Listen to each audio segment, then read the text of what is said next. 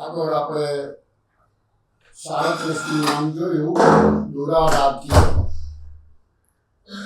જે ભક્ત નથી તેને ચરણ કમર દુર્લભ છે. માણસ આવતા જતા સંતોની સેવા, ચરણ સેવા કરતા હતા. મહાપ્રભુજી પધાર્યા ત્યારે કે અમે ચરણ સેવા કરીએ, તો કૃષ્ણદાસ મેઘમ કે ના, અમારા સેવક સિવાય અમે કોઈની સેવા સ્વીકારતા નથી. તનથી કે ધનથી, કોઈનું ધન પણ સેવક ના હોય એનું સ્વીકારતા નથી. એની આરાધના, દુરારાધ્ય એટલે આરાધના એટલી બધી કઠણ છે કે જે આરાધના એટલે સર્વ સમર્પણ ભાવે આરાધના કરે એવા લોકોના માટે જ એ સુલભ છે. કહ્યું ને કે સુખ સેવ્ય, સુખ સેવ્ય બધા માટે નથી. જે અન્ય જે પોતાના ભક્તો નથી તેના માટે તો એ દુરારાધ્ય જ છે. વિજયનગરમાં કૃષ્ણદેવ રાજા ને પોતે એનું ધન સ્વીકાર્યું નથી, પણ જ્યારે પોતે સેવક બન્યા ત્યારે એનું ધન સ્વીકાર્યું છે. એવી રીતે જે પોતે પોતાના સેવક નથી એનું પોતે સેવા તનથી કે ધનથી લેતા નથી. હવે આગળનું નામ આપણે 38મું નામ દુર્લભાંતરી સરોવરો.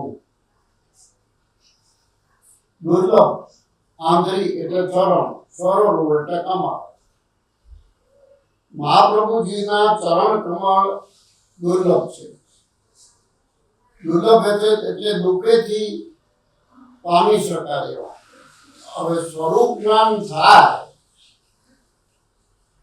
તો ચરણ કમળ પ્રાપ્ત થાય. તો સ્વરૂપ જ્ઞાન કેવી રીતે પ્રાપ્ત, અને સ્વરૂપને કેવી રીતે ઓળખ? એની સ્વરૂપને ઓળખવા માટે 108 નામ છે. એમાં એનું સ્વરૂપ આપને ખ્યાલ આવી શકે. સેવામાં રુચિ થાય અને ઠાકોરજીમાં અને મહાપ્રભુજીમાં ભેદ ના દેખાય. આ નામ સાંભળ્યા પછી આપણને એમાં રુચિ થાય અને મહાપ્રભુજી અને ઠાકોરજીમાં કોઈ ભેદ ના દેખાય કે એ પોતે જ ભગવાન છે. આવું સ્વરૂપ જ્ઞાન થાય ત્યારે એના ચરણ કમળ આપણને સુલભ બને, નહીં તો દુર્લભ છે. ઘણા રાજા મહારાજાઓ પણ સેવા કરવા તત્પર થાય, પણ કોઈને પોતાના સેવક સિવાય કોઈને સેવા આપે નહીં. તે સેવા આપે તો એને પોતાને એનું ફળ આપવું પડે. એટલે જે સેવક નથી, જે પોતે કોઈ શરણે આવ્યા નથી, એવાની સેવા મહાપ્રભુજી લેતા નથી. આ સાધારણ સંત મહાત્મા જેવા નથી. આ અલૌકિક સ્વરૂપ છે, ઠાકોરજી સ્વરૂપ છે. એટલે એ દુર્લભ છે, સહેલાઈથી પ્રાપ્ત ના થઈ શકે. વિજયનગરની ધર્મસભામાં બધા જ પંડિતો હારી ગયા અને ખબર છે કે મહાપ્રભુજીનો આટલો પ્રતાપ છે, છતાં કોઈ શરણે આવ્યા નથી. આવો પ્રતાપ જાણવા છતાં, એટલે જે લોકો આવી રીતે મહાપ્રભુજીનું જ્ઞાન ના થાય એવા લોકો માટે મહાપ્રભુજીના ચરણ કમળ દુર્લભ છે, એવું આપણે અહીંયા જોઈએ. દુર્લભ આંધરી સરોવરો, ચરણ કમળ એટલા દુર્લભ છે કે જે સેવક પણ પોતે જલ્દીથી પામી શકતા નથી. કારણ કે એ સેવા કરે ત્યારે એને અપરાધ થાય એવું બી ભય હોય. એટલે પોતાના સેવકને બી એ જલ્દીથી પ્રાપ્ત ન થાય તેવા છે, દુર્લભ છે. દુઃખેથી પ્રાપ્ત કરી શકાય. દુઃખેથી એટલે વિરતાપ, વિરહથી.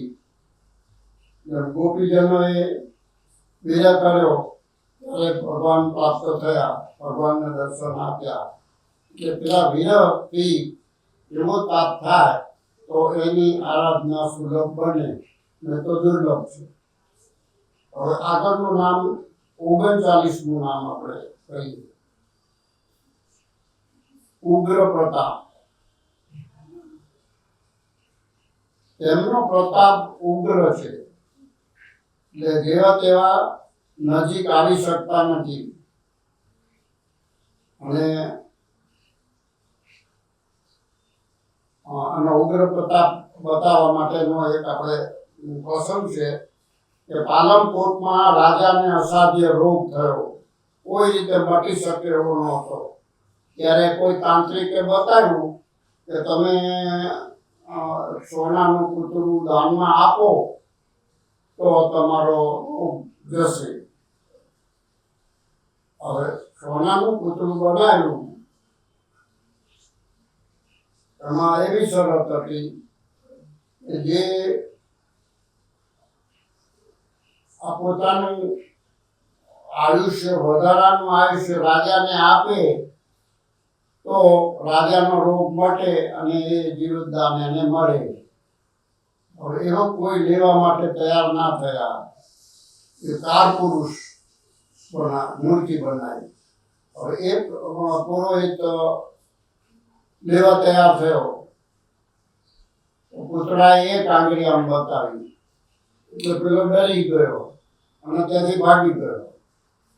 પછી મહાપ્રભુજીએ એક પુરોહિતને તૈયાર કર્યો કે તું કાનમાં લઈ લે, હું બધું સંભાળી લઈશ. એટલે એ પુરોહિત પુતળાને પાસે ગયો અને એક આંગળી ઊંચી પેલા એ કરી, ત્યારે આને 3 આંગળી ઊંચી કરી. એટલે આ ત્રિકાળ સંધ્યા પોતે કરે છે એ બતાવ્યું. 3 આંગળી એટલે એક તારમાં પણ 3 ત્રિકાળ સંધ્યા. એવી રીતે મહાપ્રભુજીએ ના પ્રતાપથી એ મૂર્તિનું સ્વરૂપ લઈ શક્યો.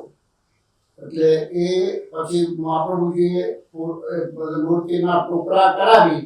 ટુકડા એટલા માટે કરાવ્યું કે એના પાપ જે છે, એક જ ટુકડે અનેક પાપો કર્યા છે, એનો નાશ થાય અને પેલો રોગ મટે, રાજાનો રોગ મટે. એટલે આવી રીતે તેનો ઉગ્ર પ્રતાપ બતાવ્યો. પોતે આ સંધ્યા કરે છે અને એનાથી ડરી અને પેલો મૂર્તિ ભાગી ગયો. આ પુતળાનું દાનમાં ટુકડા કરાવી અને પંડ્યાઓને આપી દીધા. પુરોહિતો જે હાજર હતા એને આપી દીધા. આવી રીતે એનો ઉગ્ર પ્રતાપ બતાવ્યો. અહીં મહાપ્રભુજી એક પ્રકારનું જે આપણને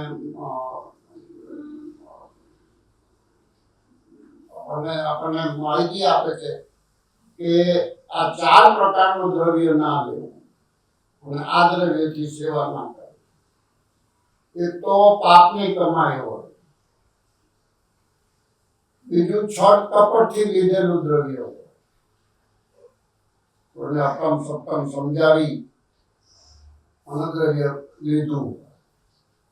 ત્રીજું દેવું કરીને લાવેલા.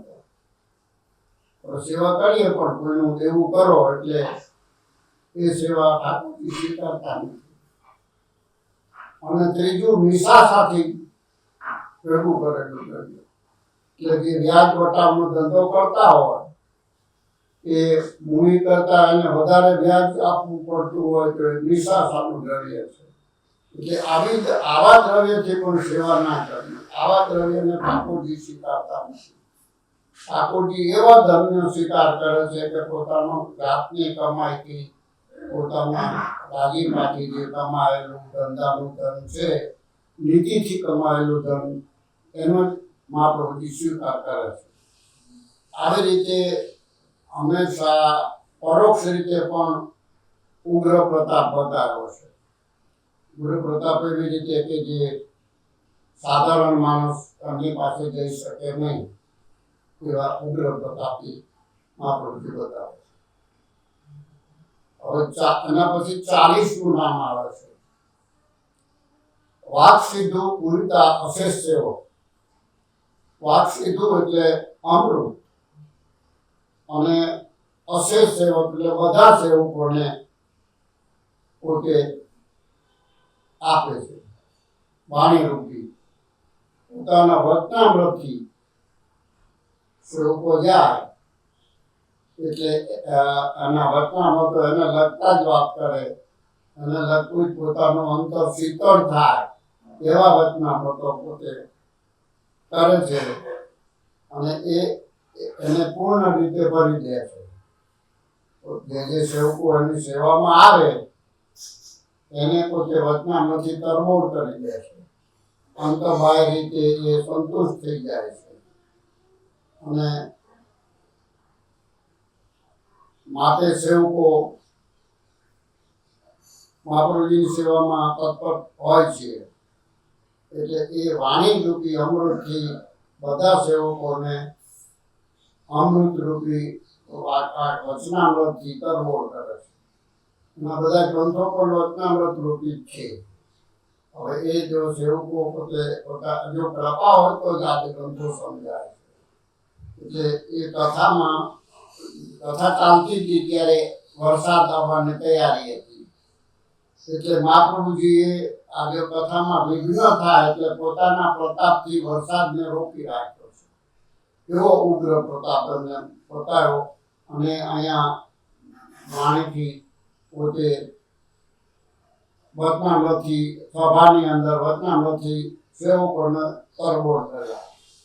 હવે એવા બે સેવકો હતા કે જે કથામાં જ મશગુલ રહેતા, એક શ્રોતા એક વક્તા. હવે એ કથામાં એવી રીતે એના દેહ છૂટી ગયા. હવે એને ઘરવાળા શોધવા નીકળ્યા એટલે થયું કે શ્રોતા કોણ ને વક્તા કોણ, આ બધા મરી ગયા તો એના હાડકા જ છે તે ખબર કેમ પડે? એમાં કોઈ ઓળખાય નહીં. એના કપડાથી ઓળખે, કોઈ શરીરથી ઓળખે, પણ આ તો બધું ખાક થઈ ગયું. એટલે હવે એને ઓળખવા કઈ રીતે? તો એક બાઈએ કહ્યું કે આ મારા ધર્મમાં લાકડામાં જે છિદ્રો થયા છે એ શ્રોતા છે, એ મારો ધર્મ છે. એટલે શ્રોતાએ વચનામૃતથી પોતાના અંગોમાં કામથી હૃદયમાં ઉતાર્યા અને એને આડો હાડ વ્યાપી ગયું. આ અમૃત જે વાણી રૂપી અમૃત છે, એ જે કથાની અંદરનું અમૃત છે એ એને આડો હાડ વ્યાપી ગયો એટલે છિદ્રો થયા. એટલે એની ઓળખ ને થયું કે આ શ્રોતા છે એ મારો ધણી છે અને જે વક્તા છે એ મારો ધણી નથી. એટલે આવી રીતે જે શ્રોતા છે એનું પ્રતાપ વધારે બતાવ્યો અને એ કથા એ અમૃત છે. એટલે એ આ રીતે મરણ પર્યંત કથા સાંભળી એ પણ બતાવે છે. વાક સીધું પૂરિતા અશિષ્ય આપણે બતાવે. ત્યાર પછી 41મું નામ ભાગવત પિયુષ સમુદ્ર મથન ક્ષમા. ભાગવતને અમૃતનો સમુદ્ર બન્યો. પિયુષ એટલે અમૃત, એટલે એ સાગરનું મથન કરનાર.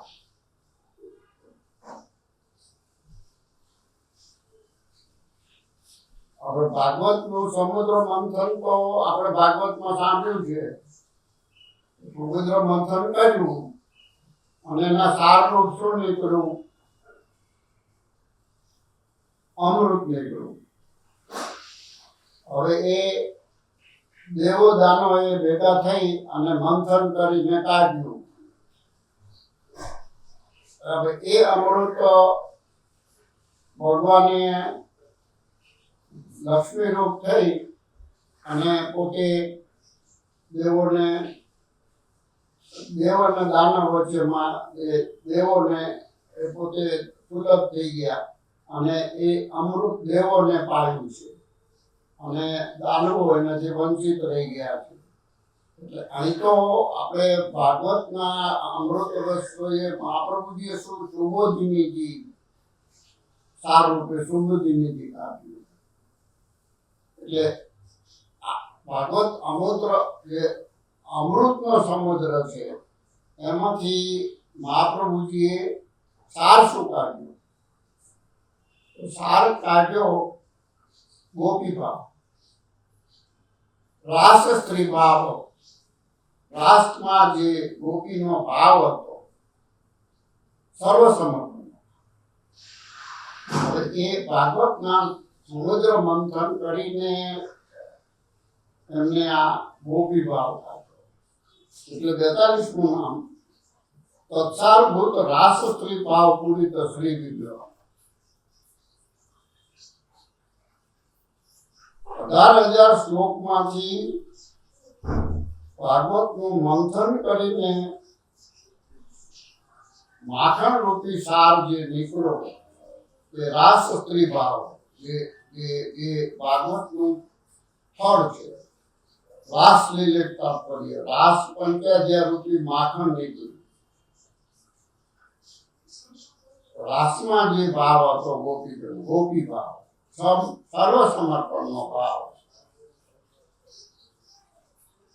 રાસમાં પધારેલા સર્વ ગોપીજીને આ સ્વરૂપાનંદનું દાન કર્યું છે. રાસમાં જે ગોપીઓ ગઈ છે તેને આ સ્વરૂપાનંદનું દાન કર્યું છે.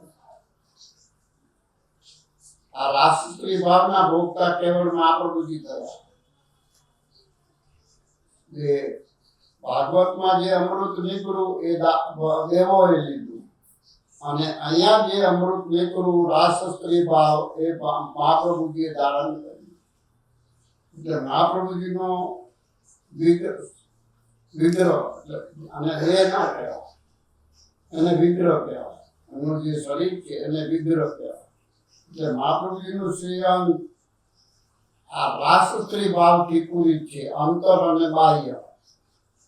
બધી રીતે બધી લીલાના સાક્ષી છે. એટલે એને આજે રાસ સ્ત્રી ભાવ પોતે ધારણ કર્યો. એટલે સ્વામીજીને ભાવથી ભર્યા પોતે રહે છે. પોતે સ્વામીજી ભાવ છે. એક વખત નવનીત પ્રિયાજીની સૈયા નાની હતી ત્યારે મહાપ્રભુજીએ એમની સૈયામાં નવનીત પ્રિયાજીને પોતે ઓઢાડ્યા.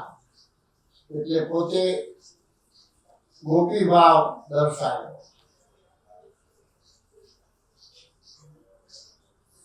એટલે પોતે આજે ગોપી ભાવથી પૂરિત છે, રાષ્ટ્રીય ભાવથી પૂરિત એ બતાવ્યું છે. હવે 43મું નામ સાનિધ્ય માત્ર દત્ત શ્રી કૃષ્ણ પ્રેમ. એમના સાનિધ્યમાં જાઓ,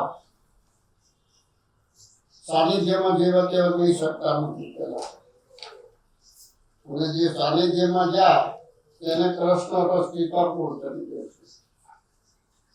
કૃષ્ણ રસથી પૂરી છે. જેની કતરવાળો હોય એની દુકાનથી પસાર થાવ તો તમને અત્તરની સુગંધ આવે. એવી રીતે મહાપ્રભુજી એ પોતે કૃષ્ણ રસથી તરબોળ છે.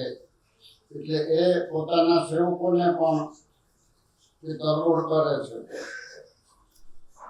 જે પૂર્ણ હોય તે બીજાને પૂર્ણ કરી શકે છે. જેમ ચંદ્ર છે તે પોતાનો પેજ છે એ આખા બધે પોતે આનો પ્રતાપ આવે છે. સૂર્યનો પણ પોતે સૂર્યનો પણ આપે છે. પોતે પૂર્ણ છે માટે એનું કંઈ ઓછું થતું નથી. એવી રીતે મહાપ્રભુજી કૃષ્ણ રસથી પૂર્ણ છે. એટલે પોતામાં પણ પૂર્ણ એ રસ છે અને બીજાને પણ એ રસ આપે છે. ફૂલમાં સુગંધ છે, બીજાને આપે છે, છતાં એની સુગંધ ઓછી થતી નથી. અને ભગવાન હંમેશા છુપાયેલા રહે છે. તલમાં તેલ છે, ફૂલમાં સુગંધ છે. એવી રીતે એ ઢંકાયેલું છે. તલનું તેલ એ તલ પીસો તો જ તમને તેલ મળે. એવી રીતે ફૂલમાં સુગંધ છે એ પણ સુગંધ છૂટી હોય છે, એ આમ દેખાતી નથી. એવી રીતે ભગવાનનું સ્વરૂપ પણ એવું જ છે. એટલે એ મહાપ્રભુજીના કૃષ્ણ પ્રેમથી એવા ભરપૂર છે કે જેમ ભીનું કપડું બીજાને સૂકા કપડાને પણ ભીનું કરે, એવી રીતે મહાપ્રભુજીમાં જે કૃષ્ણ પ્રેમ છે એ એની સન્મુખ સાનિધ્યમાં જાય તો એને પણ કૃષ્ણ પ્રેમ જ મળે છે. એ જેની પાસે જાય તે એને મળે છે. જેમ આપણે દૂષણ રાખીએ, દૂષણ કરીએ તો એનો દૂષણનો પ્રભાવ આપણા ઉપર પડી જ જાય છે. એવી રીતે મહાપ્રભુજીમાં કૃષ્ણ પ્રેમ છે. એટલે જેને ભાવ છે, દ્રઢ ભાવ છે, એ દૂર છે છતાં નજીક છે. ભાવ હોય તો તમે ગમે ત્યાં હો તો તમે એનાથી નજીક છો, અને ઘણા નજીક છે પણ ભાવ ન હોય તે દૂર છે.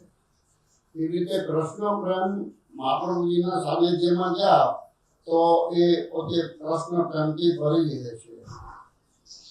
અને પ્રતાપ બતાવ્યો તો ગુફામાં બે તપસ્વી બેઠા હતા. મહાપ્રભુજી પધાર્યા ત્યાં આનંદનો પ્રકાશ ફેલાયો.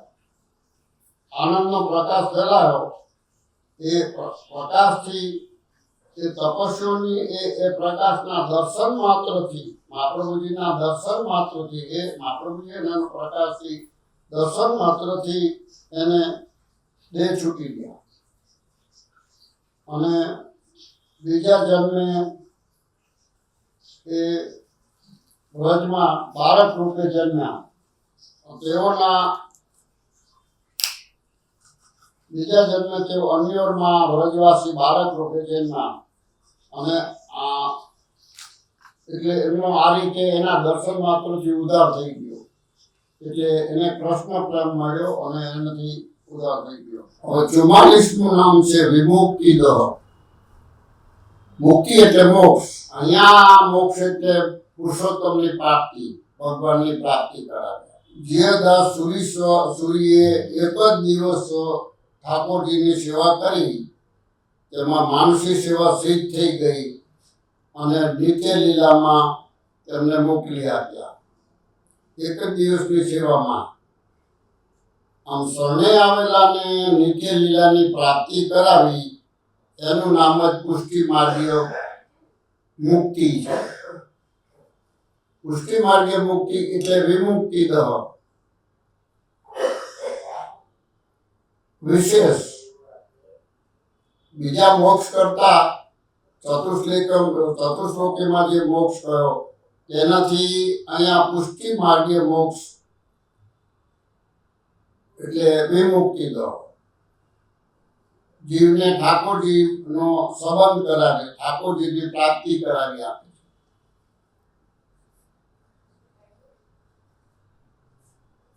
એ બીજા મોક્ષ કરતા આ વિશેષ છે, માટે વિમુક્તિદહ કહ્યું.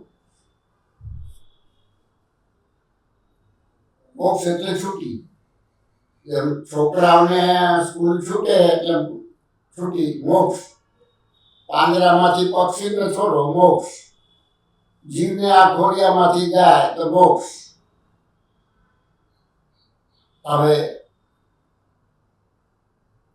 મોક્ષ થાય એટલે આમ છૂટ્યા, આ દેહથી છૂટ્યા, એને આપણે મોક્ષ કહીએ. પણ મોક્ષ થઈને જીવના જે કર્મો છે એ પ્રમાણે એની ગતિ આગળ થાય છે. પણ અહીંયા તો મહાપ્રભુજી જે જીવનો સેવા કરી હોય એનો મોક્ષ થાય, તેને પ્રભુ પ્રાપ્તિ કરાવી આપે. એને પ્રભુ મળે અને એની સેવા ચાલુ રાખે. એવી રીતે આ વિમુક્તિદહ છે. આ વિશેષ પ્રકારનો મોક્ષ અહીં કહેવામાં આવેલો છે. એ 44માં નામ આપણે જય સૂર્યદેવદાસની સેવામાં જોયું કે એક જ દિવસની સેવાની અંદર એને પ્રભુ પ્રાપ્તિ કરાવી. એટલે મહાપ્રભુજીમાં આટલું સામર્થ્ય છે કે એ પ્રભુ પ્રાપ્તિ કરાવે છે. હવે 45મું નામ રાસલીલે તાત્પર્ય.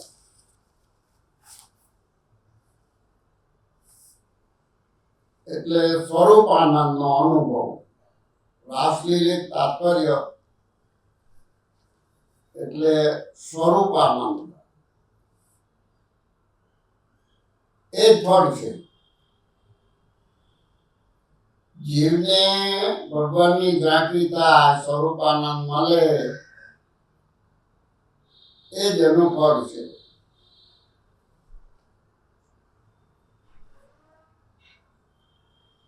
સ્વરૂપ આનંદનું દાન, રાસલીલા રસરૂપ ફળનું દાન મહાપ્રભુજી કરે છે.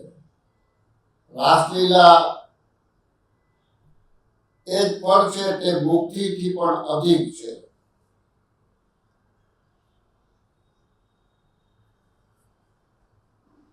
મુક્તિમાં તો છૂટ્યા એટલે હવે ક્યાં દેહ જશે એની કોઈ ખ્યાલ નથી, એનો કોઈ જીવને ખ્યાલ નથી.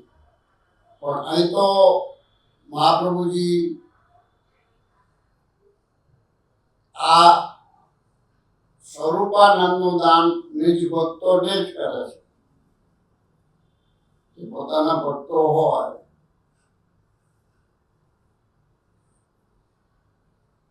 મહાપ્રભુજીના ગ્રંથોમાં ગૂઢ રાસશ્રી ભાવ છે. એટલે જે ફળનું દાન કરવું એમાં જ મહાપ્રભુજીનું તાત્પર્ય છે કે સ્વરૂપાનંદનું દાન કરવું એ રાસલીલાનું તાત્પર્ય છે. રાસલીલા એ જ સ્વરૂપાનંદ, એ જ ભજનાનંદ લીલા. એટલે મહાપ્રભુજીનું તાત્પર્ય રાસલીલામાં છે. ત્યાર પછીનું નામ છે 46મું નામ કૃપયેત કથાપદ. રાસલીલાનો રસ ઉત્તર પર પ્રગટ કરવાનું માટે જ મહાપ્રભુજીનું પ્રાગટ્ય છે. રાસલીલાનો રસ ઉત્તર પર લોકોને કેવી રીતે મળે, પોતાના અંતરંગ ભક્તોને, એના માટે તેનું બીજા અત્યાર સુધી પંડિતો વગેરે એનું રહસ્ય સમજાવી શક્યા નથી. ઠાકોરજી 3 રીતે લીલા કરે છે: મૂળ લીલા, નિત્ય લીલા અને ભૂતર પરની લીલા. મૂળ લીલા છે એ ગોલોકમાં પ્રભુ કરે છે. એટલે ગોલોક એટલે આપણાથી ભૂતરથી પર જે છે એ ગોલોક છે. અને નિત્ય લીલા સારસ્વત કલ્પમાં જે થયેલી એ ગોલોકમાં થી ભૂતળ પર પ્રગટ કરી છે. પેલી ગોલોકની લીલા અને આ ભૂતળ ઉપર પ્રગટ જે કૃષ્ણ લીલા વખતે કરી એને નિત્ય લીલા કહેવાય. ગોલોકમાં થયેલી ભૂતળ પર પ્રગટ કરી એને આપણે નિત્ય લીલા કહેવાય. અને ભૂતળ પરની લીલા ધર્મ, ધર્મી અને નામ લીલા. ધર્મ સહયોગ લીલા, વિપ્રયોગ ધર્મી લીલા, એને આપણે રૂપ લીલા કહીએ.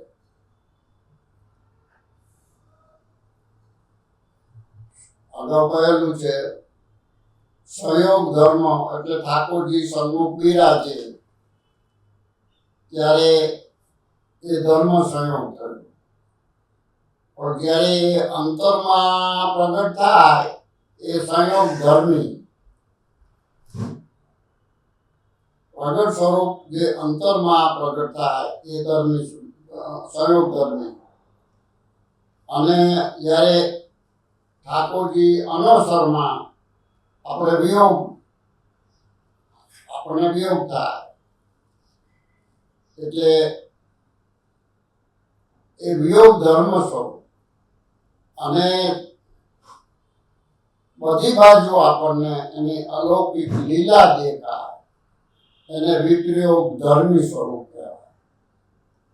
આ રીતે ભૂતળ પર પણ આ લીલા આવી રીતે જીવને બતાવે છે. એટલે એમનું ધર્મ સ્વરૂપ જે બતાવ્યું એ બાહ્ય લીલા છે, અને ધર્મી સ્વરૂપ બતાવ્યું એ અંતરંગ લીલા છે, જે અંતરમાં થાય છે. અને નામ લીલા એ તો આપણે જે મહાપ્રભુજીના નામો લઈએ એ નામ લીલા છે. આ રીતે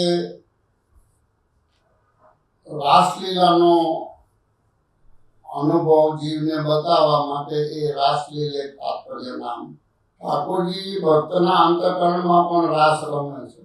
જેમ સમુદ્રમાં અનેક તરંગો ઉત્પન્ન થાય તેમ ભક્તના હૃદયમાં પણ ઠાકોરજીને લગતા રાસલીલાના પ્રભુની અનંત રાસલીલાઓ ચાલતી હોય તેનો અનુભવ એને થાય છે.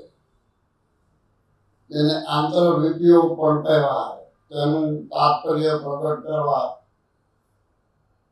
રાસથી ભાવથી ભરપૂર મહાપ્રભુજીના રાસલીલા સ્વરૂપ પ્રમાણે રાસલીલા તાત્પર્ય નામ કહ્યું. ભક્તની અંદર ભગવદ રસના જે પૂર છે એ રાસલીલા ચાલતી જ રહે છે. હવે જે અંદર રમી રહ્યો હતો એ બહાર રમે. એમાં જીવને